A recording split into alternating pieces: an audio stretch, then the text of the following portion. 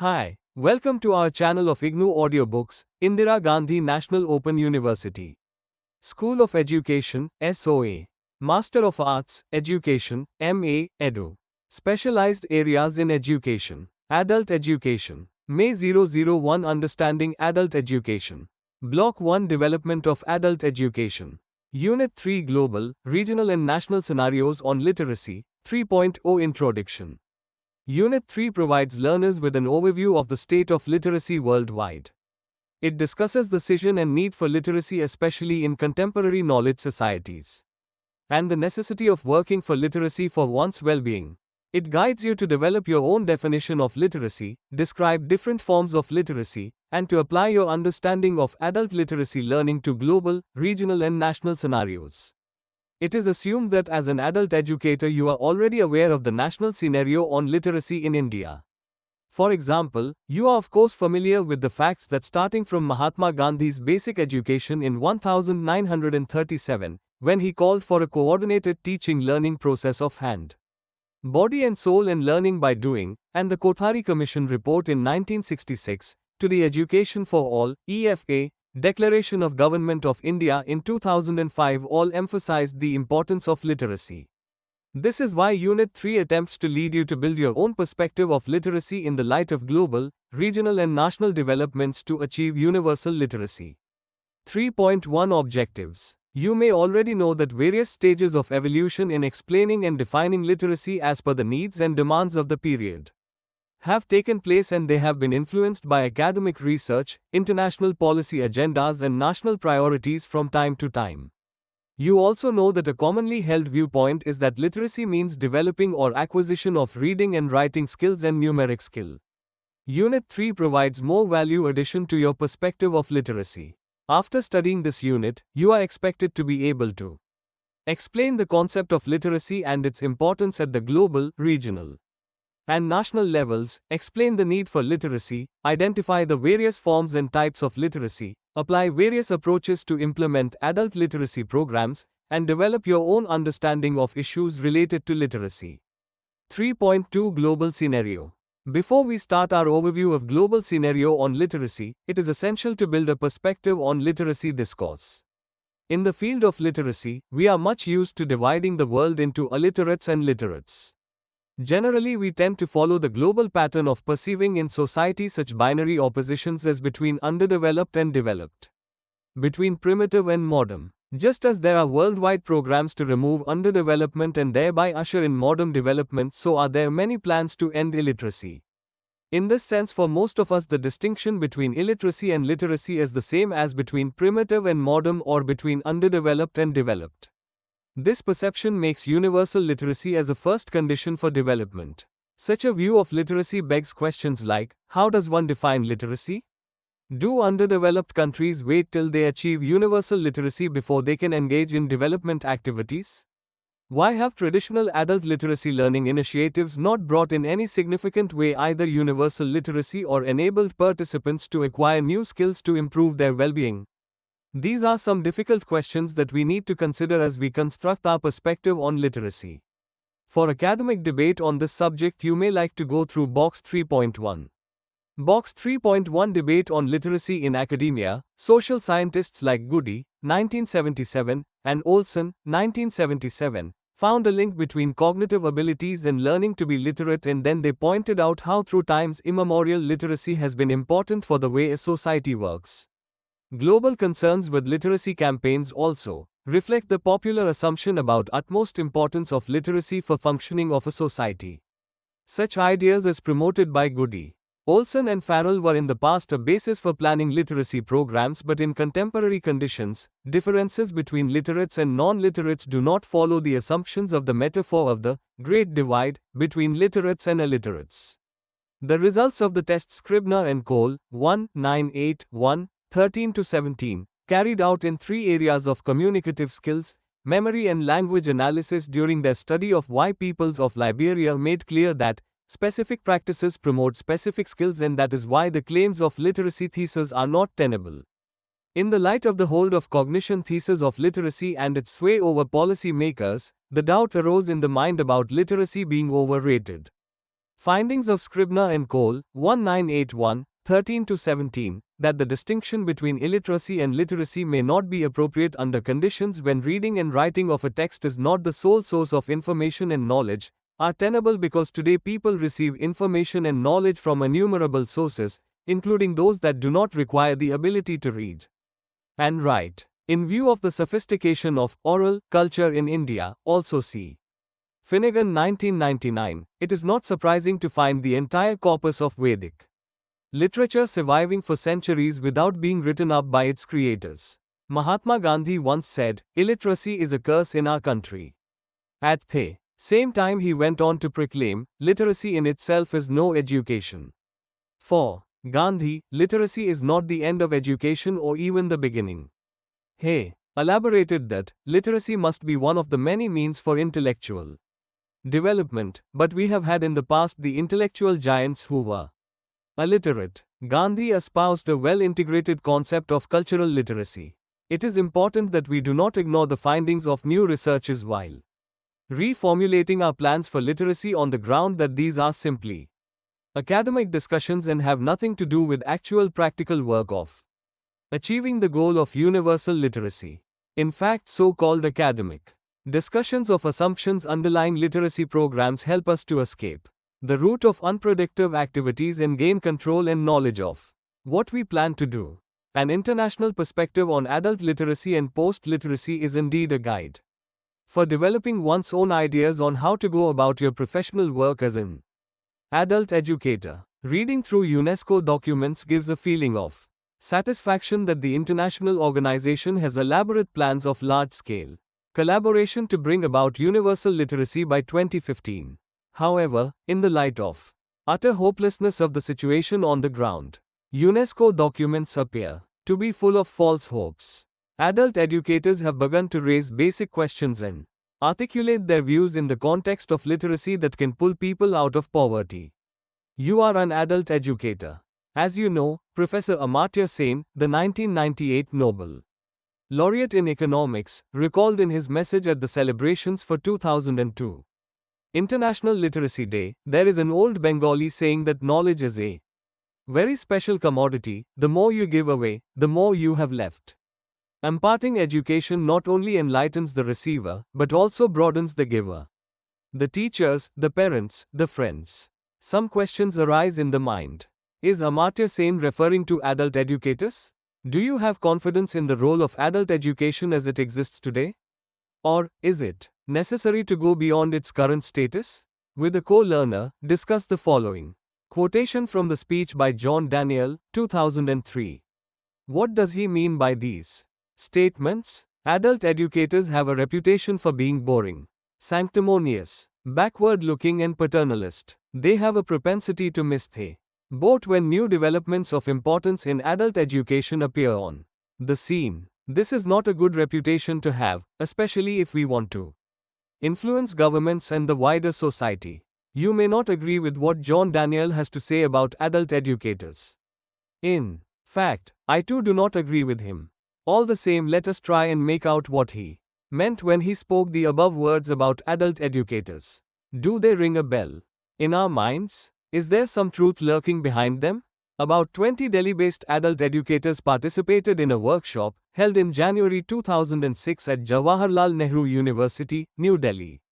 Well, some participants looked bored if not boring, while some were making a show of being keen, serious and committed in their responses to questions about contemporary social reality. Many of them were backward-looking and paternalistic. Adult educators have been described to me as a lazy lot who would not be up to reflecting and answering the check your progress questions. So maybe John Daniel was just being blunt and calling a spade a spade. Or he may be simply trying to shake us up and exhort us to take up the challenge of universal literacy. Whichever way it is, I suppose the test is right here. Let us find out how many learners of Unit-3 actually work on defining literacy. You can also compare John Daniel's statements with those of H.S. Bhola, 2005. 67. He is well known among adult educators in India and abroad, and he said, adult educators in India have to understand globalization in general and How it has influenced Indian politics, economy and health services. Education and adult education in particular. As activists, Indian adult educators must work to ensure that the position regarding its political economy India is indeed protected, and that the state is not allowed to withdraw from its functions that have traditionally become a part of the social contract between the state and its citizens. They must recommit themselves to adult education and lifelong education and press on the state to allocate enough resources to revive the objectives and operations of the National Literacy Mission and design and launch new programs and projects of adult education for poverty alleviation and sustainable development. Do Bhola's words inspire you to carry forward your professional pursuits with new ideas about adult literacy learning? Alternatively, would you like to form your own perspective on global, regional and national scenario on literacy? Let us proceed to initiate the process whereby you construct your own perspective. It is well known that in the international arena UNESCO started supporting the spread of adult education as part of a concerted effort to advance basic education. After the Second World War, the first global survey of adult literacy, covering over 60 countries, was published in 1957. By then the world leaders and policy makers realized that education and literacy could better enable individuals to participate in and benefit from a modernizing economy. The second half of the 20th century witnessed international policy community stressing on the role of literacy in economic growth and national development, especially in newly independent countries. In the mid-1960s, in trying to cope with the development hopes of third world nations, economic functionality came to be the focus, though mention was also made of social and cultural needs of human beings.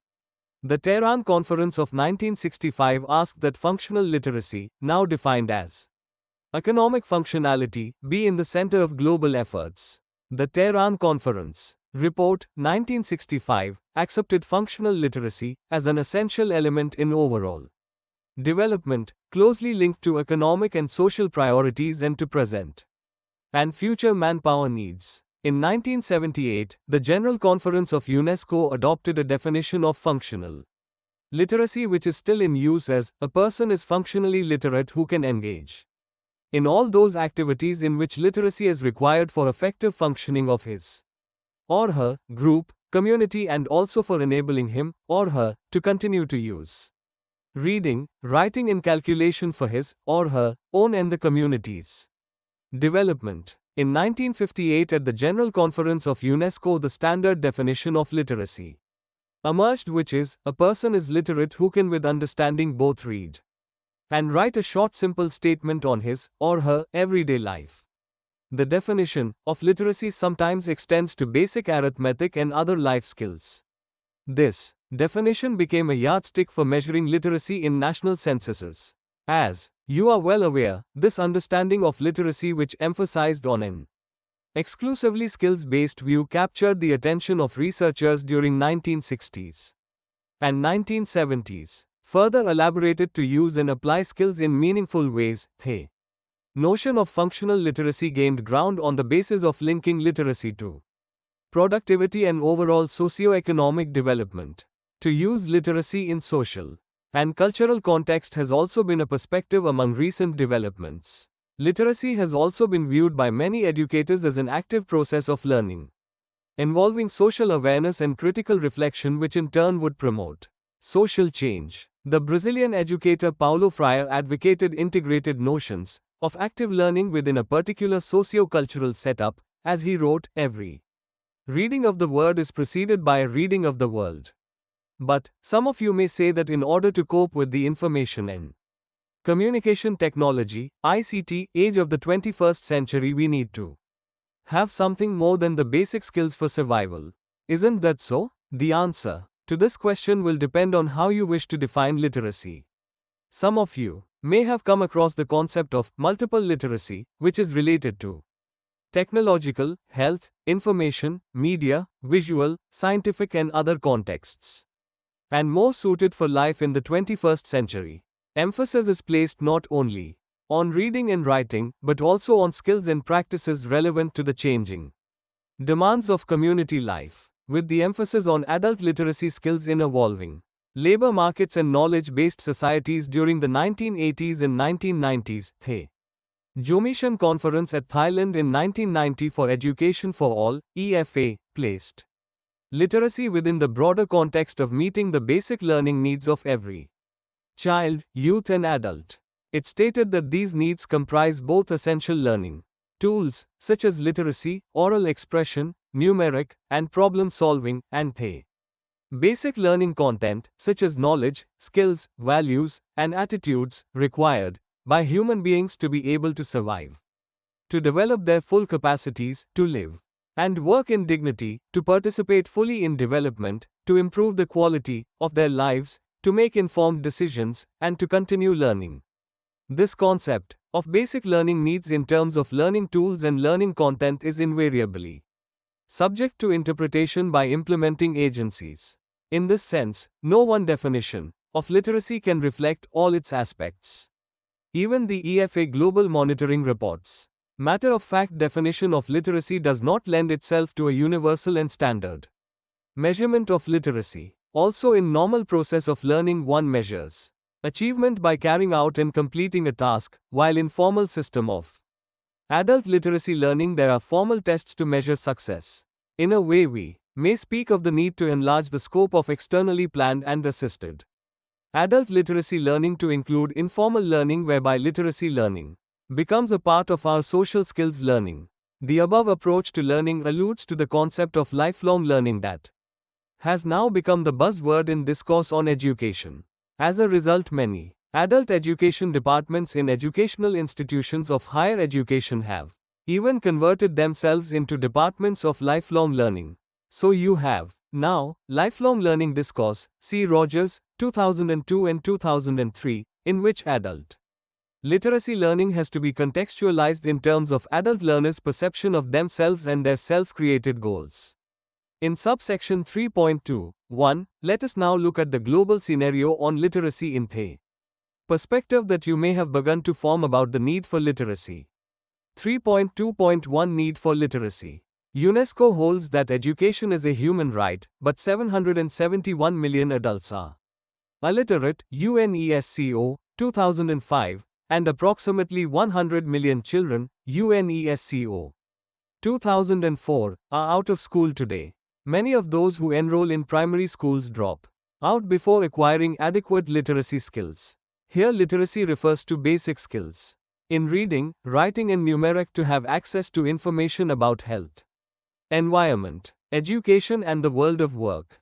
Does it mean that 771 million adults have no knowledge and skills about health and environment? What happens to skills that people without the so-called literacy possess to survive and earn a living despite many odds against them? Do they not learn from each other? Have they not preserved environment for thousands of years?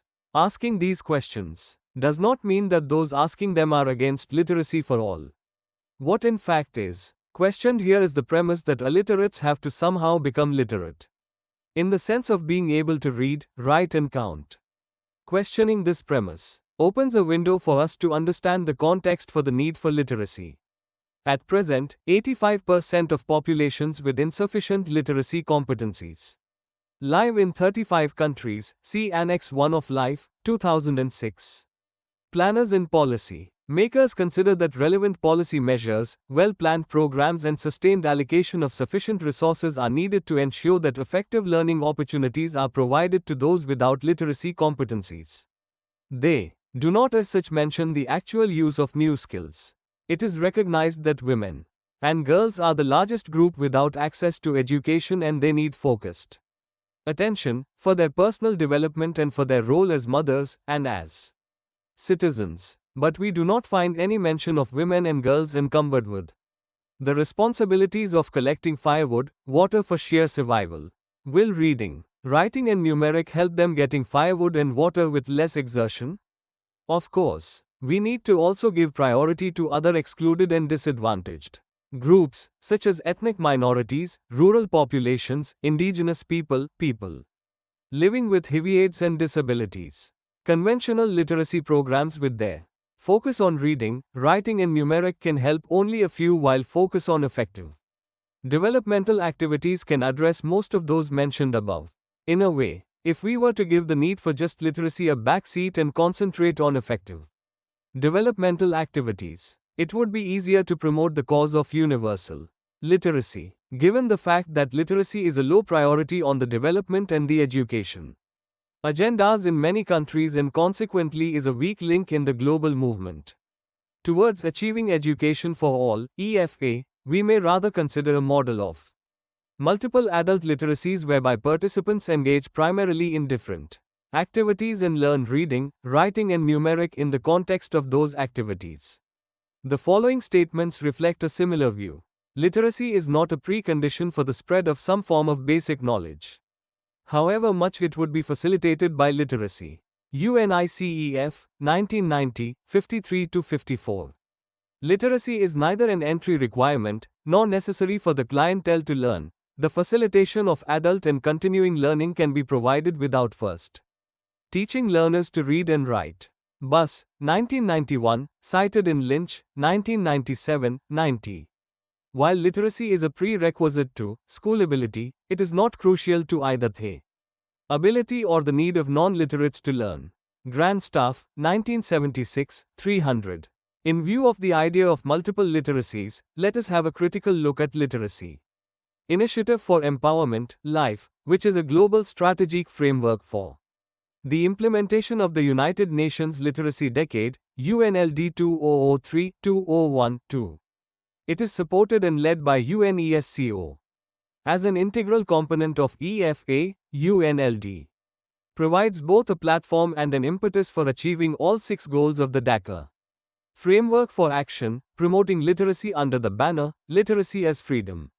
The UNLD reaffirms that literacy for all is at the heart of basic education for all, and that creating literate environments and societies is essential for achieving the goals of eradicating poverty, reducing child mortality, curbing population growth, achieving gender equality and ensuring sustainable development, peace, and democracy. United Nations, 2002, 3.2.2 Literacy Initiative for Empowerment, Life.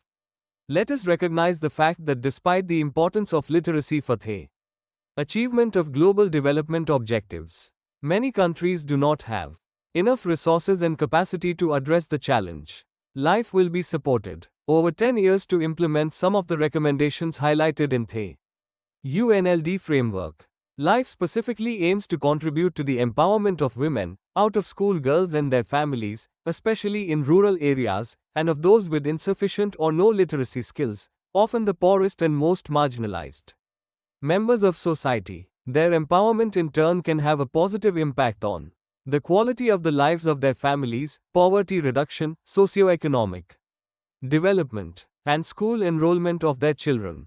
Taking into account the principles put forward by the Delors Commission, Life will promote literacy throughout life so that women and men can engage in learning to be, learning to live together, learning to do, and learning to know. UNESCO 0, 1996. Life will be planned and operationalized alongside other EFA initiatives, especially the Teacher Training Initiative in Sub-Saharan Africa and EDU CAIDS. The Global Initiative on HIV/AIDS and Education. The map given below shows the world adult literacy rates in 2000. You can see, at a glance, your country's adult literacy status. Obviously, we begin to feel a little uncomfortable when we look in global terms at the current status of adult literacy in India. This situation brings home the important concern of training adult educators so that they can improve the current growth of literacy in our country. In order to operationalize plans for creating a literate society, the initiative of training adult educators is as important in India as it is in Sub-Saharan Africa. It is so because new developments of importance in adult education have appeared and it is time to make sure that we do not miss them. Adult educators cannot afford to project the image of being boring, sanctimonious, backward-looking paternalist. Daniel, 2003, and not notice new developments occurring in their field of activities. Literacy meets a wide spectrum of individual needs and development goals. Your definition of literacy, hopefully already worked out by you in Activity 1.2. most likely reflects a much broader understanding of literacy where literacy stands for several types of skills. The concept of multiple literacies can be used if you think it fits your description of literacy. The term literacy is often used as a metaphor, as we say computer literacy or environmental literacy or legal literacy or gender literacy, etc. Here, literacy is used more in the sense of skill. Is literacy something different for adult educators? Does it mean only the ability to read and write texts? Is literacy the same as awareness? Is it not that one can be aware but not literate, or one can be literate and not aware? To answer these questions, we need to consider and be clear about the discourse on various approaches to literacy. For this purpose, you may put your thinking antennae up and look into the current and previous practices of operationalizing the concept of literacy. For achieving tangible results, you would need to look into objectives of adult literacy learning programs and the measures for deciding on their success. The following examples show that literacy is important but not a prerequisite. It can take place as and when required. In Nirantar, a group of women have learnt about maintaining water pumps, and in the process they learnt literacy skills as well. In Bangladesh, a group of men organized and operated a tempo service in. As they made profits, they learnt also how to read and write so they could sustain their operations. In Nepal, a group of women wanted to learn to sew but they could not read the sewing manual, so they were told to first learn to read and write. They lost their interest in sewing and their efforts to acquire literacy skills did not also proceed well. Lalita Ramdas found that literacy classes could continue only as long as the activity helped to find work. If no remuneration was found, adult educators were told to go away and teach children only. As a result, Ramdas had to rethink her approach to literacy. Let us now turn to the regional scenario on literacy. 3.3 Regional Scenario. It is well known that the overall world adult literacy rates do not reflect regional variations, and we need to separately discuss the regional scenario on literacy. 3.3.1 Differences in regional literacy rates. The EFA Global Monitoring Report 2002 estimates that the overall world adult literacy rate in 2000 was 79.7%, women 74.2% and men 85.2%. Past and projected improvements in world literacy rates are shown below. Look at the screen. As indicated above, the figures mask large regional differences, with the lowest overall rate in South and West Asia, 55.3%, and the highest in Central Asia, 99.6%. Sub-Saharan Africa showed the biggest increase over 2 decades. The following chart projects trends to 2015 on the basis of past experience. 3.3.2 Narrowing of gender gap in literacy rates. It is noteworthy that the gender gap in literacy has narrowed in all regions, and it is expected that the trend will continue to 2015. These trends and projections give us reason for hope and optimism regarding progress in literacy. Though gentler difference in literacy rates are more marked among adults, there is now almost no gender difference in literacy rates of 15 to 24-year-olds in many regions of the world. IIOQUE, the absolute numbers f. Illiterates remain obstinately high, of an estimated figure of 875 million illiterate adults in the world in the year 2000. Nearly 2/3 were women. It has been projected that the fastest increases in literacy rates among adult women will take place in sub-Saharan Africa and the Arab states. Interestingly, in the Indian state of Rajasthan, it is found that there is no positive correlation between high literacy and low gender gap. The situation of higher gender gap that prevailed in 1991 changed, and some of the high literacy districts now show a lower gender gap. A stage has been reached where overall literacy cannot increase without a significant increase in female literacy. The emphasis therefore has to shift to women's education. 3.3.3 Numbers of literates high in some regions. Literacy efforts have not kept pace with population growth in South and West Asia, and in sub-Saharan Africa numbers of illiterates have increased since 1990. The following table compares numbers of male and female illiterates by region for 1990 and 2000. Look at the screen. For the sake of gaining a comparative perspective, The statistics quoted above from various sources speak for themselves. We need to form a comparative perspective for locating our country's status in the regional scenario.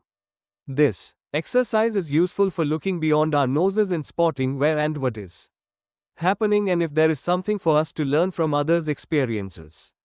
In this context, we may also glance at figures on youth literacy in our neighboring countries. See the table below. Adult literacy rate in this table is for the age group 15 years and above. Youth literacy rate is for the age group 15 to 24 years. The youth literacy rate for India relates to 201. The table has been taken from UNESCO in the National Literacy Mission website, 3.4 National Scenario.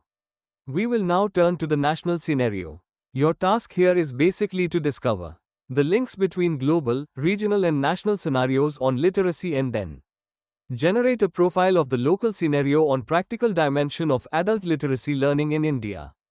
Practicing literacy or its practical aspects have to be understood in terms of what we consider to be the ways of learning, or in other words, theories of learning. With respect to the practice of adult learning and practical activities for spreading literacy, we need to have a clear understanding of theories of learning, which are subject to varying points of view, including collaborative learning, distributed learning, and communities of practice. Some of these ways of looking at learning do not focus on individual learner, rather they emphasize group learning in social practices around which communities build their knowledge structures, making a paradigmatic shift from cognitive approach to understanding literacy practices in their socio-cultural contexts. We need to go into what is known as new literacy studies. See Barton and Hamilton 1999, Collins 1995, G 1999, Street 1991, and think about the everyday meanings and uses of literacy in their cultural contexts. We can also critically assess the claims of cognitive approaches to literacy and explore the potential of findings made available in new literacy studies. Streets, 1984, draws distinction between an autonomous model and an ideological model of literacy. Autonomous model of literacy deals with practices that impose Western conceptions of literacy on other cultures. See Street, 2001. The autonomous model of literacy assumes that literacy in itself, autonomously, will influence other social and cognitive practices. This model of literacy hides its cultural and ideological assumptions and presents them as though they are neutral and objective. Research in the social practice approach has challenged this view and shows that in practice dominant approaches relying on autonomous model impose Western notions of literacy on other cultures. Instead of imposing an alien conception of literacy on your society, you may like to look at an alternative model for planning literacy programs in your area. You may like to first give a critique of the cultural and ideological assumptions of autonomous model of literacy and then look at literacy as a social practice that is embedded in socially constructed principles of knowledge. The ideological model of literacy provides a more culturally sensitive perspective of literacy practices, as these practices differ from one culture to another and from one context to another, and therefore each particular version of literacy would be always ideologically rooted in a particular worldview. The ideological model of literacy has premises different from autonomous model and posits that literacy is a social practice and not just a technical and neutral skill, and that it is basically rooted in socially constructed ways of how one knows something. Clearly, literacy in this sense is always contested with regard to its meanings and practices. Hawking in the field of literacy is always a social act that influences the nature of the literacy being learnt, and the learners already hold some idea about literacy and about their position in relations of power. In the light of above discussion, it is not tenable to hold the view that literacy can be given neutrally and its social impact can be measured afterwards. Traditional literacy programs, based on autonomous model of literacy, have largely failed because they did not use appropriate intellectual tools to understand the diversity of literacy practices around the world and did not design literacy programs to suit the particular needs of adult learners. You can argue that organizing a literacy program is to be a part of a power relationship, and how adult learners take hold of such a program depends on socio-cultural practices. And not just on pedagogic and cognitive factors. Adult educators need to address, in a literacy program, all the questions about power relation among the participants, about the resources and their sources, about choices available to learners for learning one literacy rather than another type of literacy, about how learners challenge the dominal T points of view of literacy. It is worth asking about what literacy means to the concerned adults and which social contexts they use to drive meanings of literacy. Often, one has come across the fact that even non-literate persons engage in literacy activities and one. Therefore the dividing line bet-ween literati non-literate not all that obvious. See Doronilla, 1996, R11 EDU Concept 5 of literacy events and literacy practices have been commonly read in New Literacy Study. Heat, 1982-50, has explained the concept of literacy event as any occasion in which a piece of writing is integral to the nature of the participants' interactions and their interpretive processes. Street, 1984-1, has elaborated the term literacy practices as a means of focusing upon the social practices and conceptions of reading and writing, and also that the term includes the social models of literacy that participants bring to bear upon those events and that give meaning to them. The questions posed about literacy practices make one feel like going further into the complex nature of debates around literacy issues, bringing enlightened perspective 5 to what an adult educator can do for achieving universal literacy. Possible by questioning one's own understanding of the nature-arid meaning of literacy. 3.4.1 Literacy Practices in India. If we put the official view of managing and funding literacy programs with the perspective of our discussion on different approaches to literacy, we need to reflect on the nature of literacy programs and their objectives. This reflection enables us to make our own choices or one literacy practices initiatives in adult learning activities. We need to think about implication (C.N.S.) of adopting the approach that treats literacy as the ability to read and write. Will it lead to adult literacy programs with textbooks and adults being taught to read and write in ways similar to those in which children are taught in schools? Being a signatory to World Declaration, India's commitment for EFA and particularly for primary education and adult literacy became evident from Central Advisory Board of Education (CABE), the national policy-making body's endorsement of EFA goals, as underlined in India's National Policy on Education (NPE) 1986 and its Program of Action, as revised in 1992, and b. Approval for accepting external funding for primary and elementary education programs. MHRDNIEPA 2000. Kerala with the highest literacy rate, 90.86%, and Bihar the lowest, 47.00%, represent two extremes of the Indian scenario. On literacy, social indicator like life expectancy at birth, 2001 to 2006, is 71.61 for males and 75 for females in Kerala, while in Bihar, it is 65.66 for males and global, regional and national scenarios on literacy, 64.79 for females. Similarly, another social indicator, infant mortality per 1,000 live births, is only 10 in Kerala against 61 in Bihar. Also, birth rate per 1,000 is 16.9 in Kerala against 30.9 in Bihar, and death rate per 1.000 is 6.4 in Kerala against 7.9 in Bihar. All these indicators highlight the social differences in the two states, and the differences show that literacy is the key to improving the quality of life. See SANE 2005. The literacy rates in different states for 198-1 and 2001 reflect considerable variance throughout the country. Leaving aside a few states at the top and bottom, most of the states are either a little above or below the national average. With this national scenario, adult educators in India would certainly wish to rethink the current practices in the field of adult literacy in order to achieve better results. Should we continue to borrow the formal learning methods of school?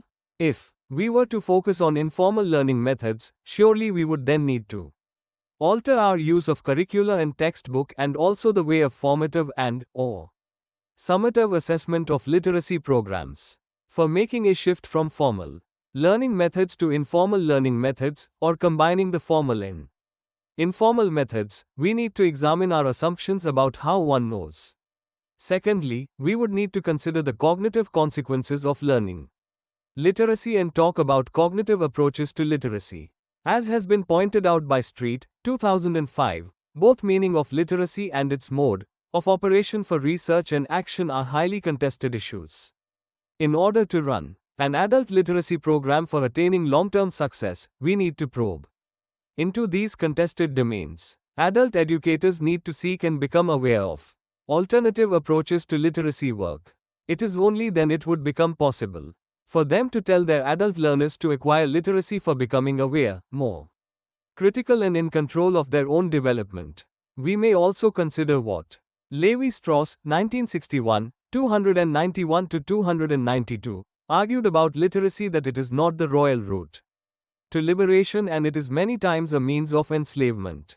This may be a polemical view, but coming from a great thinker of our times, it needs to be seriously considered by adult educators of the 21st century.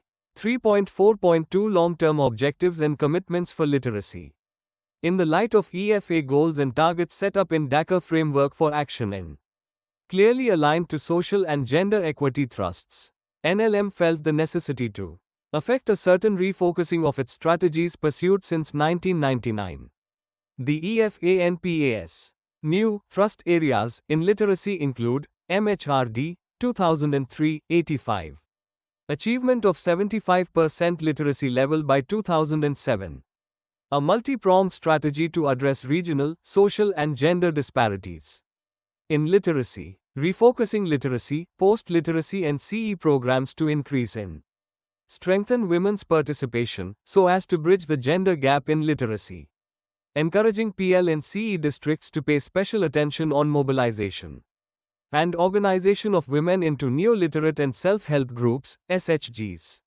Special attention to socially disadvantaged groups like SCSISTs and women. 45 districts with 3.4.3 issues of language and gender. If we are to be more culturally sensitive and in line with specific literacy practices required for specific cognitive skills being targeted, we need to reflect on issues of both language and gender. Explicit language policy guides the use of mother tongue in adult learning, and this remains a topic of debate because access to the economic marketplace may require learning to take place in a language that is not one's mother tongue. Often general views on literacy rates hide large inequalities with higher illiteracy rates among girls and women because literacy varies dramatically by gender, ethnicity and urban-rural living. However, it is worth reflecting on the fact that whether mere increase in number of women and girls can make any noticeable impact on achieving the ideal of a self-directed adult learner who is able to define her learning needs and to face the challenges of new ways of doing things with fast-shifting epistemologies of workplaces. Do we not need to plan for some kind of revolution in our cultural and political settings? The language of teaching learning, or medium of instruction, in adult literacy programs has, as a conscious policy, been the mother tongue from the beginning. After TLC became the dominant approach and strategy, NLM adopted the approach of leaving the issue of language of instruction to ZSS, the reason being the language preference of learners, their numbers and feasibility of literacy primers development and transaction as the main considerations. Within a state there are many languages and dialects with or without a written script, spoken by sizable number of people. There are cases of TLCs that used primers in 6 to 7 languages, as per their demographic composition and language preference of the learners. In some cases, learners not knowing regional language of administration, may like to become literate in that language. There are also districts with large tribal population, speaking a dialect that may or may not have a written script. In such cases, learners are initiated into literacy by using the first primer in the local dialect and switching over to regional language in second and third primers used in TLC. The reading materials in PL and CE stages are generally in regional languages. The gender focus, to reduce gender gaps in access L provision, participation, achievement, etc., that have a more quantitative dimension, and addressing the gender bias i.e., age-old socioeconomic and culturally embedded gender inequities, have been the two distinct but interrelated dimensions of India's literacy movement since early 1990s. Gender focus was obviously warranted by their two-thirds share in illiteracy. The gender focus of TLCs, viz., paying greater attention in proportion to their number, however, did not come by a pre-design. It emerged from actual experience seen in the massive response of women who perceived the social sanction for their participation as an opportunity to realize their aspirations for literacy, empowerment and improvement.